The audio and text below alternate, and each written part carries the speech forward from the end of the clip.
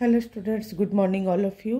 आज मैं क्लास 3 के लिए हिंदी व्याकरण में चैप्टर 18 पत्र लेखन को पढ़ाने जा रही हूँ बच्चों।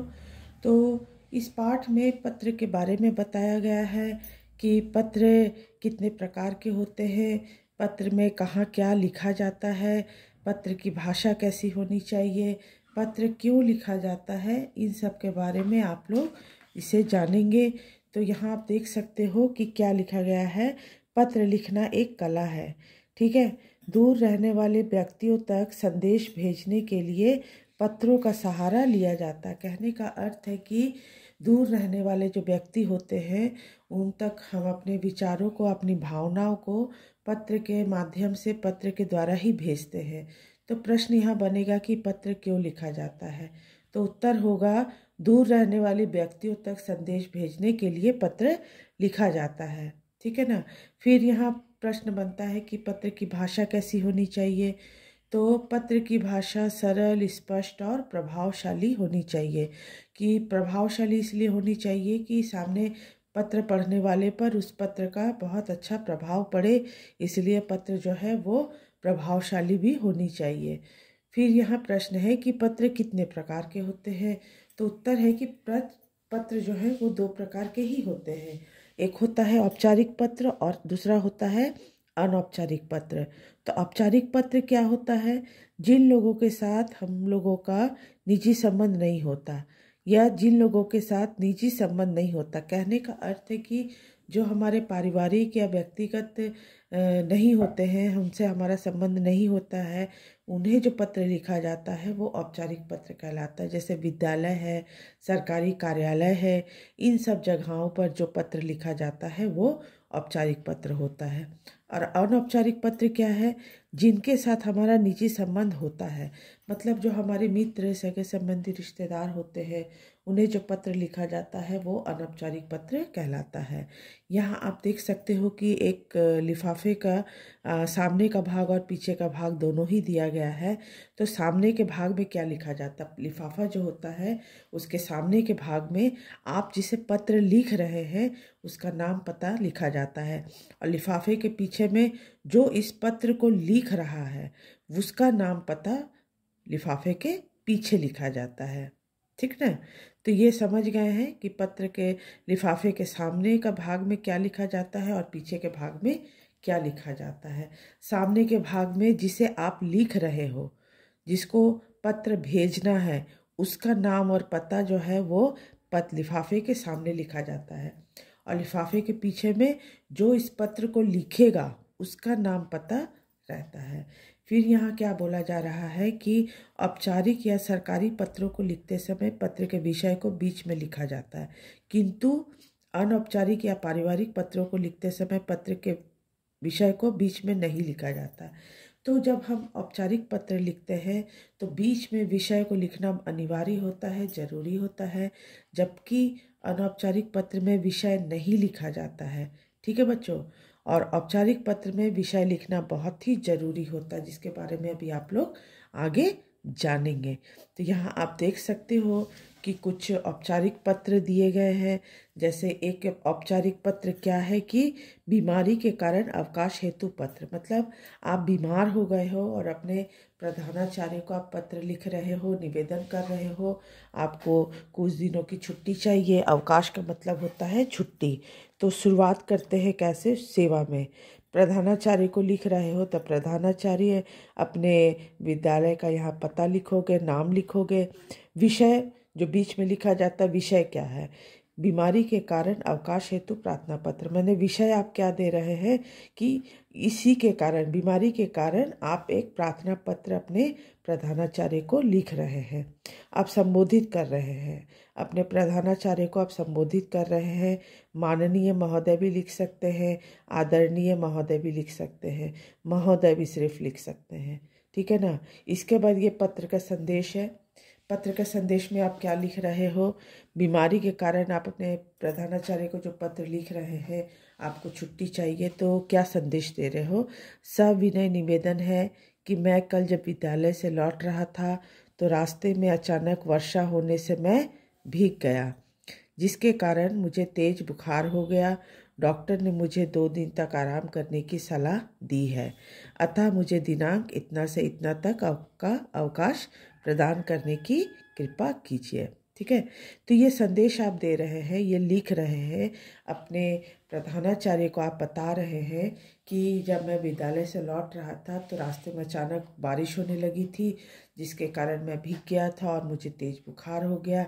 डॉक्टर ने मुझे 2 दिन तक आराम करने की सलाह दी है, अतः मुझे विद्यालय से 2 दिन का अवकाश चाहिए। तारीख आपको लिखना है कि इतना से इतना तारीख आपको छुट्टी चाहिए। ठीक है ना, तो आप निवेदन कर रहे हैं किससे? अपने प्रधानाचार्य से।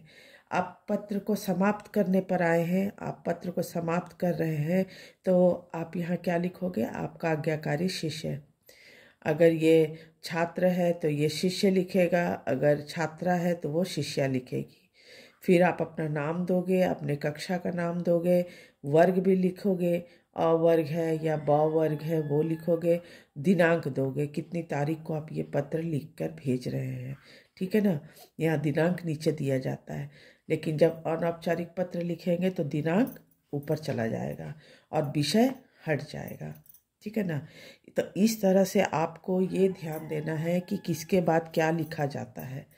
जब आप अपने प्रधानाचार्य को पत्र लिखते हैं तो किसके बाद क्या लिखना है, ये आपको पॉइंट वाइज सब 1 नंबर 2 नंबर करके आप उसको ध्यान से देख सकते हैं। ठीक है ना, तो ये बहुत कठिन नहीं है बच्चों, बहुत ही सरल है एक पत्र लिखना। आपको सिर्फ पॉइंट याद रखना है कि हमको किसके बाद क्या लिखना है, ये आपको ध्यान देना बहुत ही ज़रूरी है। ठीक है, इसके बाद यहाँ आ जाते हैं, एक अनौपचारिक पत्र दिया गया है कि एक पुत्र जो है अपने पिता को पत्र लिख रहा है कि अपनी कक्षा में वो प्रथम आया है और इसी कारण वो अपने पिता को एक पत्र लिखकर सूचित कर रहा है। तो पुत्र जो है वो छात्रावास में रहता है। ठीक है, तो छात्रावास का नाम दिया है, जगह का नाम दिया है। पिताजी जो है बड़े हैं इसलिए उनको संबोधित कर रहा है क्या? पूज्य पिताजी। अगर माता को पत्र लिखता तो कहता पूज्य माता जी। ठीक है, तो पिता माता जो है वो हमारे आदरणीय होते हैं, हमारे बड़े होते हैं, इसलिए उनको सादर प्रणाम कह रहा है या चरण स्पर्श भी कह सकता है। ठीक है ना, तो अब पत्र का संदेश यहाँ दिया जा रहा है। अच्छा, और एक बात मैं बता दूं, जिस तरह से अनौपचारिक पत्र में कुशल क्षेम पूछा जाता है, लेकिन औपचारिक पत्र में आपको कुशल क्षेम नहीं लिखा जाता, नहीं पूछा जाता।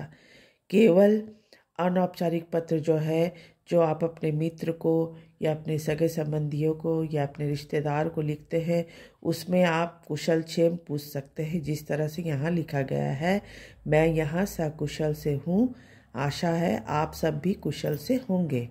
ठीक है, कुशलता पूछी जा रही है, बताई जा रही है। ये केवल आपका अनौपचारिक पत्र में ही होता है, औपचारिक पत्र में आप इस तरह से नहीं लिख सकते। ठीक है, इसमें विषय भी नहीं है, जबकि औपचारिक पत्र में विषय लिखना अनिवार्य होता है। फिर क्या लिखा जा रहा है? आज हमारे विद्यालय का वार्षिक परीक्षा परिणाम घोषित हुआ है।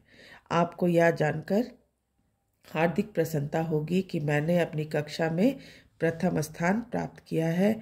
यह आपके आशीर्वाद एवं कुशल मार्गदर्शन के कारण ही संभव हो पाया है।